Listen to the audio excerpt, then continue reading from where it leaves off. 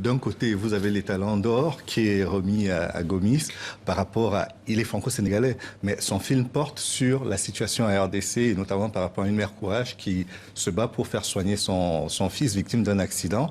Vous avez un deuxième prix, un béninois, par rapport au film L'orage africain, à Moussou, Sylvestre, qui là aussi parle du pillage des richesses africaines et pose un débat qui aujourd'hui de plus en plus intéresse les Africains. Au niveau de la France, ça concerne le franc CFA et son arrimage à l'euro, mais de façon plus générale, c'est le rôle des grandes entreprises établies sur le continent africain et qui par moments savent trouver les montages fiscaux et juridiques qui leur permettent de ne pas toujours payer le juste prix en termes d'impôts et de taxes dans les pays où ils sont implantés.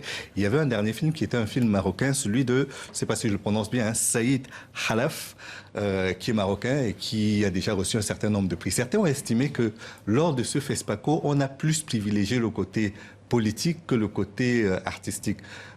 C'est en partie vrai, mais c'est en partie seulement, parce que la plupart de ces films ont déjà été récompensés dans d'autres festivals. Donc on n'arrive pas là avec des personnes... Il y a Berlin oui, il y a Berlin, il y a Carthage et bien d'autres encore. Donc ces films ont déjà fait leurs preuves et on les a récompensés pour le message que cela portait et surtout parce qu'on est dans une société burkinabé qui a réussi au bout de 27 ans à faire tomber Blaise Compaoré, qui était considéré comme le roc immuable de l'Afrique de l'Ouest. C'était le médiateur de tous les conflits de cette zone-là. Et la jeunesse s'est mise en route.